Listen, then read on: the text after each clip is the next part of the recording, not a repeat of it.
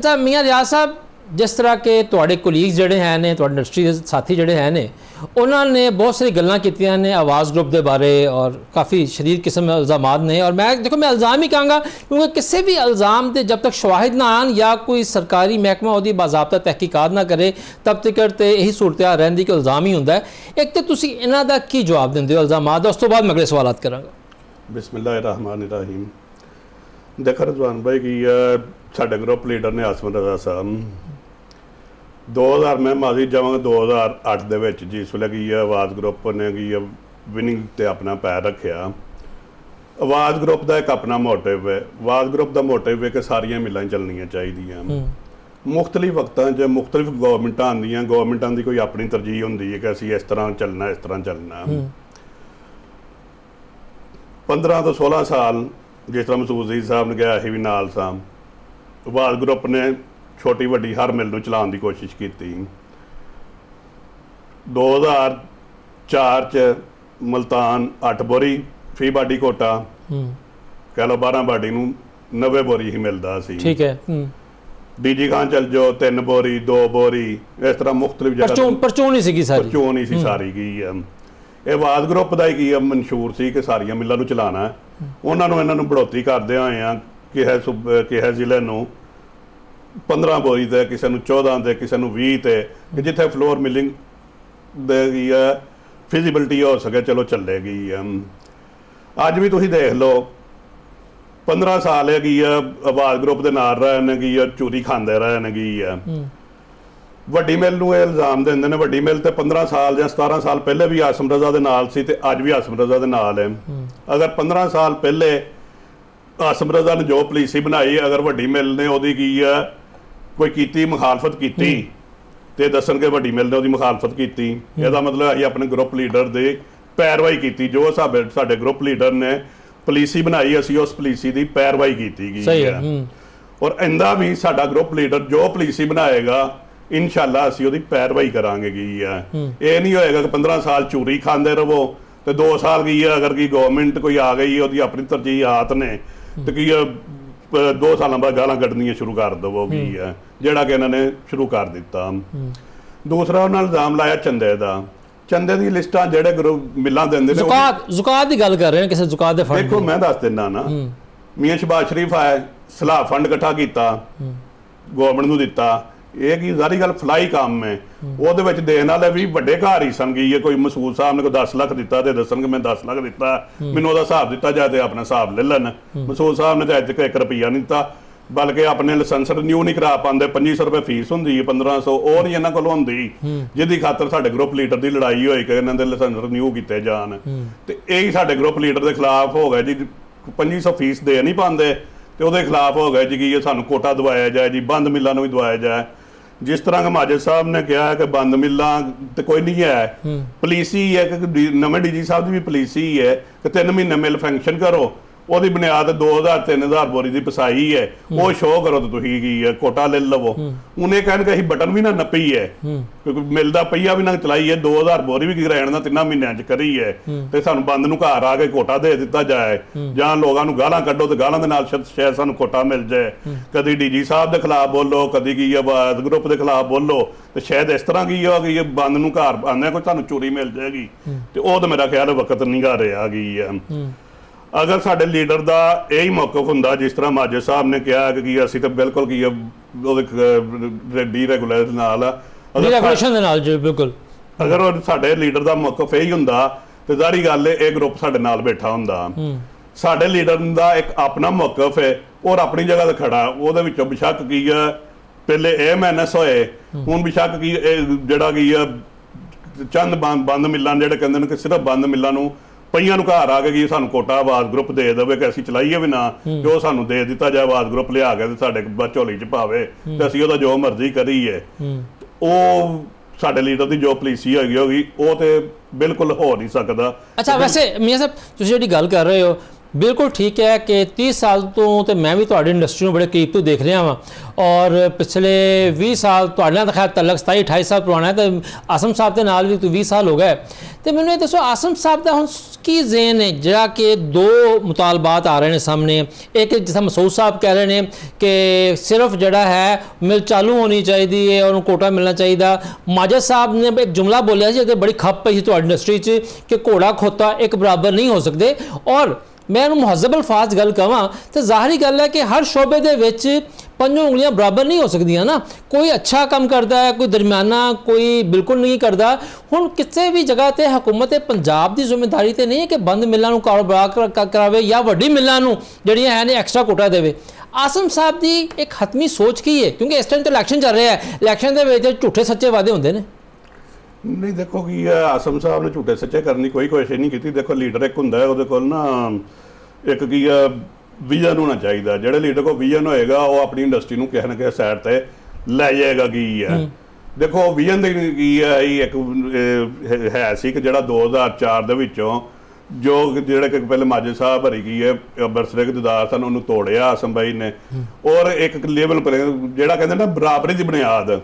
देखो की 17 साल च भी बराबरी तो कोई नहीं हुई आबादी वाइज ਉਹਦੇ ਵਿੱਚ ਕੀ ਹੈ ਇੱਕ ਕੀ ਹੈ ਫਿਜ਼ੀਬਿਲਟੀ ਬਣੀ ਕਦੀ ਲਿਬਰਲ ਕੋਟਾ ਹੋ ਗਿਆ ਕਦੀ ਆਬਾਦੀ ਵਾਈਜ਼ ਹੋ ਗਿਆ ਜਿਹੜੇ ਫਾਲਤੂ ਹੋਈ ਹੋ ਗਈ ਜਿਹੜੇ ਕੋਟਾ ਹੋਇਆ ਉਹਦੀ ਇੱਕ ਤਕਸੀਮ ਹੀ ਪਈ ਗਈ ਹੈ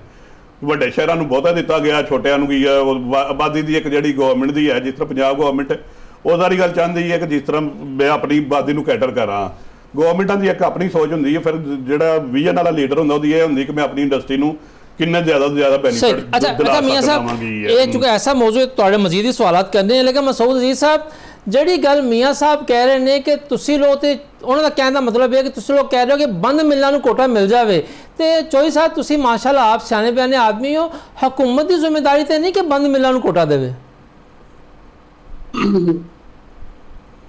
रिजवान आसम साहब ये मेरे भाई बिल्कुल सही बजा फरमा रहे ने जनाब मैंने एक गल सो सिर्फ एक गल का एक मैंने जवाब दे देन कि ਜਿਹੜੀਆਂ ਬੰਦ ਮਿਲਾਂ ਨੇ ਅਸੀਂ ਨਹੀਂ ਕਹਿੰਦੇ ਕਿ ਸਾਨੂੰ ਗਵਰਨਮੈਂਟ ਜਿਹੜਾ ਹੈ ਜਿਹੜੀਆਂ ਫੰਕਸ਼ਨਲ ਮਿਲਾਂ ਨੇ ਉਹਨਾਂ ਦੇ ਨਾਲ ਮਿਲਾ ਦਿੱਤਾ ਜਾਵੇ ਇਹ ਬਹੁਤ ਬੜਾ ਜ਼ੁਲਮ ਨਹੀਂ ਕਿ 3000 ਬੋਰੀ ਉਹਨਾਂ ਨੂੰ ਦਿੱਤੀ ਜਾਵੇ 3000 ਬੋਰੀ ਇੱਕ ਮਿਲ ਵਾਲੇ ਨੂੰ ਦਿੱਤੀ ਜਾਵੇ ਔਰ ਇੱਕ ਬੰਦੇ ਨੂੰ ਉਹਦੇ ਦੀਵਾਰ ਦੇ ਨਾਲ ਹੀ 12 ਬਾਡੀ ਦੀ ਮਿਲ ਹੈ ਉਹਨੂੰ 30 ਬੋਰੀ ਦਿੱਤੀ ਜਾਵੇ ਇਹਨਾਂ ਨੇ ਇਹ 2 ਸਾਲਾਂ ਤੋਂ ਬੰਦਰ ਬਾਂਟ ਕੀਤੀ ਹੋਈ ਹੈ ਜਿਹੜਾ ਬੰਦਾ ਪੈਸੇ ਖਰਚ ਕਰਦਾ ਹੈ ਉਸ ਬੰਦੇ ਨੂੰ ਕੋਟਾ ਮਿਲਦਾ ਹੈ ਪੈਸੇ ਕਿੱਥੇ ਖਰਚ ਕਰਦਾ ਹੈ ਕਿਉਂਕਿ ਮੈਂ ਤੁਹਾਡੇ ਨਾਲ WhatsApp ਗਰੁੱਪਾਂ 'ਚੋਂ ਵਾਇਸ ਨੋਟ ਤੁਹਾਡੇ ਸੁਣ ਰਿਹਾ ਸੀਗਾ ਤੁਸੀਂ ਤੇ ਇਹ ਵੀ ਇਲਜ਼ਾਮ ਲਾਇਆ ਕਿ ਕੁਝ ਵੱਡੀਆਂ ਮਿਲਾਂ ਜਿਹੜੀਆਂ ਖਾਸ ਲਾਹੌਰ ਦੀਆਂ ਨੇ ਉਹ DG4 ਨੂੰ ਜਿਹੜਾ ਹੈ ਪੈਸੇ ਭਰ ਕੇ ਬੀਕੇਸ ਦਿੰਦੀਆਂ ਨੇ ਸਰ ਜੀ ਇਸ ਤੋਂ ਵੱਡੀ ਨਿਸ਼ਾਨਦੇਹੀ ਕੀ ਹੈ ਇਹ ਜਿਹੜਾ ਕੋਟਾ ਬਣਦਾ ਹੈ ਜਿਹੜੀ ਕਬੀਨਾ ਹੈਗੀ ਹੈ ਉਹ ਉੱਪਰੋਂ ਅਪਰੂਵਲ ਦੇ ਦਿੰਦੇ ਨੇ ਉਹ DG ਫੂਡ ਦਾ ਫਿਰ ਅੱਗੇ ਕੰਮ ਹੁੰਦਾ ਹੈ ਉਹਨੂੰ ਕਿਸ ਤਰ੍ਹਾਂ ਵੰਡਣਾ ਹੈ ਠੀਕ ਹੈ ਅਸੀਂ ਇਹ ਕਹਿੰਦੇ ਹਾਂ ਕਿ 100 ਬੋਰੀ ਦਾ ਕੋਟਾ ਹੈ ਤੁਸੀਂ 100 ਬੋਰੀ ਦਾ ਕੋਟਾ ਹੈ ਤੁਸੀਂ ਜਿੰਨੀਆਂ ਉਹਦੇ ਮੁਤਾਬਿਕ ਮਿਲਾਂ ਬਣਦੀਆਂ ਨੇ ਉਹਨਾਂ ਨੂੰ ਦੇ ਦਿੱਤਾ ਜਾਵੇ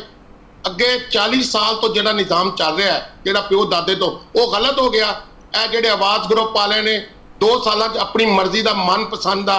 ਬਣਵਾ ਲਿਆ ਉਹਦੇ ਵਿੱਚ ਜਿਹੜਾ ਹੈਗਾ ਵਾ ਫਲੋਰ ਮਿਲ ਇੰਡਸਟਰੀ ਤਕਰੀਬਨ 70% ਬਰਬਾਦ ਹੋ ਰਹੀ ਹੈ ਉਹ ਸਰ ਜੀ ਇੱਕ ਬੰਦੇ ਨੇ ਆਪਣੀ ਚੀਜ਼ਾਂ ਵੇਚ ਕੇ ਛੋਟੀ ਮਿਲ ਲਗਾ ਲਈ ਹੈ ਉਹਨੇ ਜੁਰਮ ਕਰ ਲਿਆ ਜਾਂ ਤਾਂ ਗਵਰਨਮੈਂਟ ਇਹ ਕਹਿ ਦੇਵੇ ਕਿ ਜੀ ਕੋਟਾ ਸਿਸਟਮ ਅਸੀਂ ਨਹੀਂ ਦੇਣਾ ਹਰ ਬੰਦਾ ਫਿਰ ਆਪਣੇ ਤਰੀਕੇ ਦੇ ਨਾਲ ਕੰਮ ਚਲਾਵੇ ਫਿਰ ਗਵਰਨਮੈਂਟ ਕਿਉਂ ਇਨਵੋਲਵਮੈਂਟ ਕਰਦੀ ਹੈ ਫਿਰ ਉਸ ਤੋਂ ਬਾਅਦ ਜਿਹੜੀ ਇਸ ਸਾਲ ਇਹਨਾਂ ਨੇ ਗੰਦਮ ਖਰੀਦੀ ਸੀਗੀ ਉਹ ਇਹਨਾਂ ਨੇ 7 ਬਣਾਏ ਸੀ ਉਹ ਵੀ ਇਹਨਾਂ ਦੇ ਆਵਾਜ਼ ਗਰੁੱਪ ਦੇ ਬੰਦੇ ਹੀ ਸੀ ਜਿਨ੍ਹਾਂ ਨੇ ਉਹ ਗੰਦਮ ਨੂੰ ਇਕੱਠਾ ਕਰਨਾ ਸੀਗਾ ਉਹਦੇ ਵਿੱਚ ਇਹਨਾਂ ਨਾਕਾਮ ਹੋ ਗਏ ਜ਼ਿਮੀਂਦਾਰਾਂ ਦੇ ਨਾਲ ਇਹਨਾਂ ਨੇ ਬੇੜਾ ਗਰਕ ਕਰ ਦਿੱਤਾ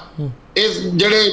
ਹਕੂਮਤ ਨੇ ਜ਼ਿਮੀਂਦਾਰ ਰੋਲ ਗਏ ਪਹਿਲੇ ਪਿਛਲੇ ਸਾਲ ਜਿਹੜੇ ਹੁੰਦੇ ਸੀ ਨਾ ਅੱਜ ਤੋਂ 40 ਸਾਲ ਪਹਿਲੇ ਬਹੁਤ ਪਿਆਰਾ ਸ਼ਫਾਫ ਨਿਜ਼ਾਮ ਹੁੰਦਾ ਸੀ ਤਰੀਕੇਕਾਰ ਇਹ ਹੁੰਦਾ ਸੀ ਕਿ 1 ਮਹੀਨਾ ਪਹਿਲੇ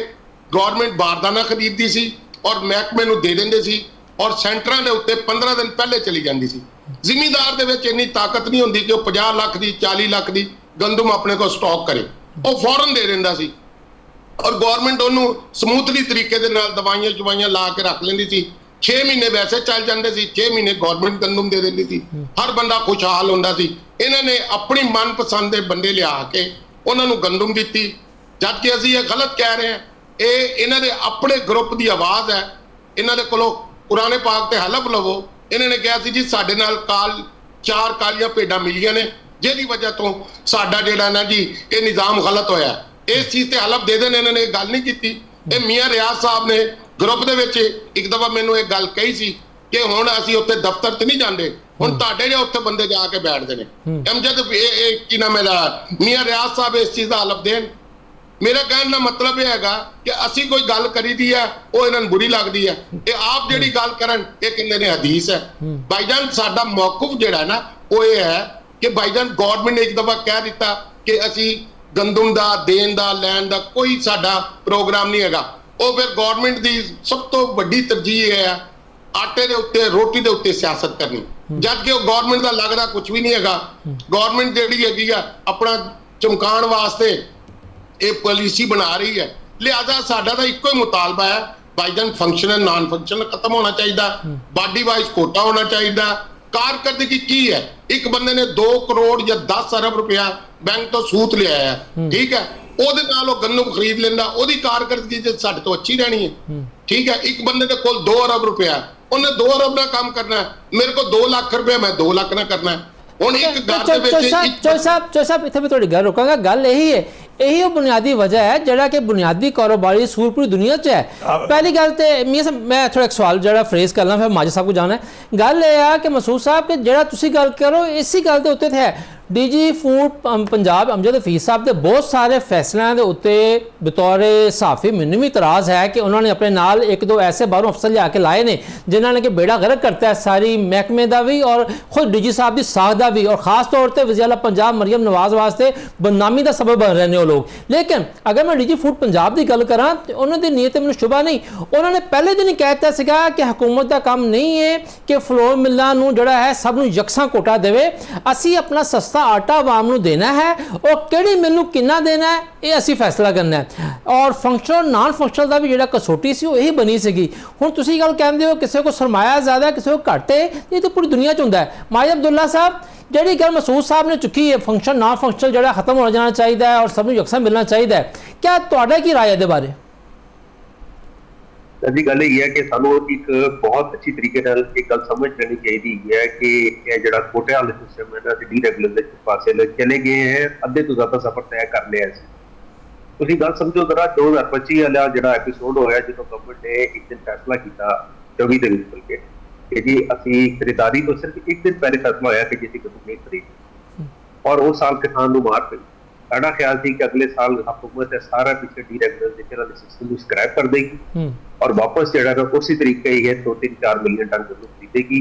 और उहदे नाल ही है उसी तरह बहाल हो जाएगा जिधर रेफरेंस कर रहे हैं चॉइस साहब जी रेफरेंस दे रहे कि गवर्नमेंट खरीदी सी।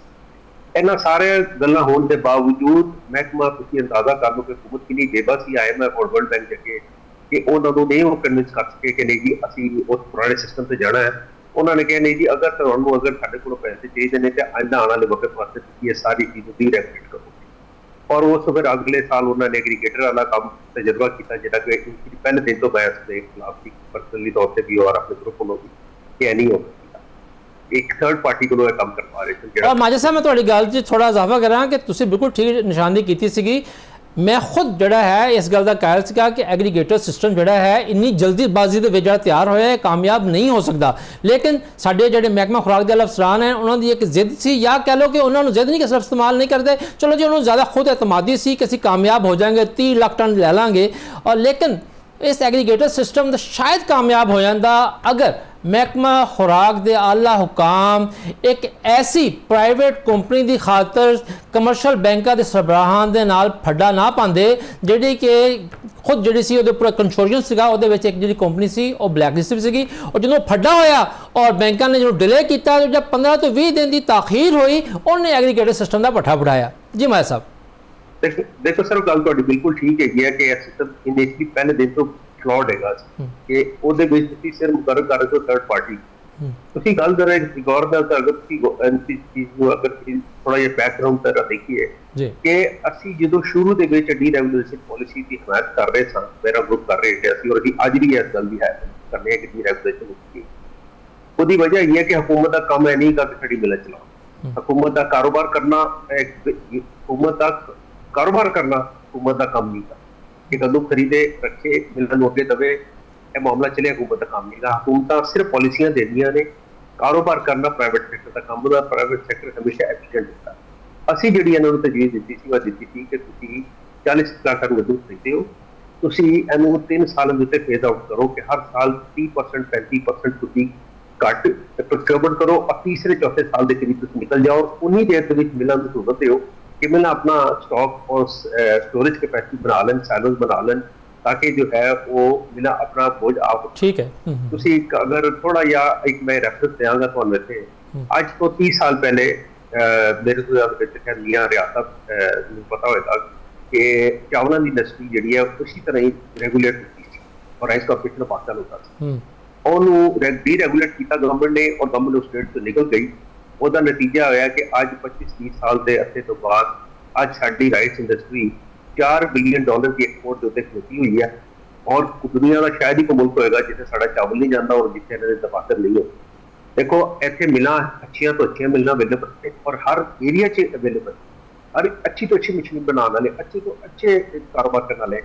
ਅਗਰ ਐਸੀ ਫਲੋਰ ਮਿਲਾਂ ਨੇ ਇੱਥੇ ਲੋਕਲ ਬੈਠ ਕੇ ਮਲਟੀਨੈਸ਼ਨਲ ਕੰਪਨੀਆਂ ਜਿਹੜੀ ਬਾਹਰੋਂ ਆ ਕੇ ਇੱਥੇ ਫੂਡ ਕੰਪਨੀਆਂ ਕਾਰੋਬਾਰ ਕਰ ਰਹੀਆਂ ਨੇ, मैकडॉनल्ड्स है, पिज़्ज़ा हट है, KFC है, इसके तो मल्टीनेशनल कारोबार कर रहे हैं। ਅਸੀਂ ਬਾਹਰ ਜਾ ਕੇ ਮੁਲਕਾਂ ਦੇ ਵਿੱਚ ਅਸੀਂ ਆਪਣਾ ਆਟਾ ਗੰਡਾ ਕਿਉਂ ਨਹੀਂ ਵੇਚ ਸਕਦੇ? ਸਹੀ। ਅਸੀਂ ਕਿਉਂ ਇੰਤਜ਼ਾਰ ਕਰਨੇ ਹੈ ਕਿ ਹਕੂਮਤ ਸਾਨੂੰ ਜਿਹੜਾ ਨਾ ਉਹ ਚਲਾਵੇ? ਸਾਨੂੰ ਆਪਣੇ ਪੈਰ ਤੇ ਖੁਦ ਖਲੋਣਾ ਪੈਣਾ ਹੈ ਔਰ ਇਹ ਗੱਲ ਨੂੰ ਬਿਲਕੁਲ ਉਹ ਆਸਾਨ ਹੈ ਲੋਨ ਮਿਲਰ ਪੱਲੇ ਬੰਨ ਲੈਣਾ ਚਾਹੀਦਾ ਹੈ ਕਿ ਹਕੂਮਤ ਨੇ ਇਹ ਕੰਮ ਤੇ ਵਾਸਤੇ ਨਹੀਂ ਆਣਾ। ਉਹਦੀ ਵਜ੍ਹਾ ਇਹ ਹੈ ਕਿ ਪਿਛਲੇ 2 ਸਾਲ ਜਿਹੜਾ ਮਾਰ ਪਈ ਹੈ ਫਾਰਮਰ ਨੂੰ, ਉਸ ਦੇ ਬਾਵਜੂਦ ਇੰਨਾ ਪ੍ਰੈਸ਼ਰ ਹੋਣ ਦੇ ਬਾਵਜੂਦ ਵੀ ਹਕੂਮਤ ਜੋ ਹੈ ਉਹ ਪ੍ਰੋਕਿਊਰਮੈਂਟ ਦੇ ਪਾਸੇ ਨਹੀਂ ਆਈ और ना ही उन्होंने आ सकते क्योंकि उन्होंने हाथ बने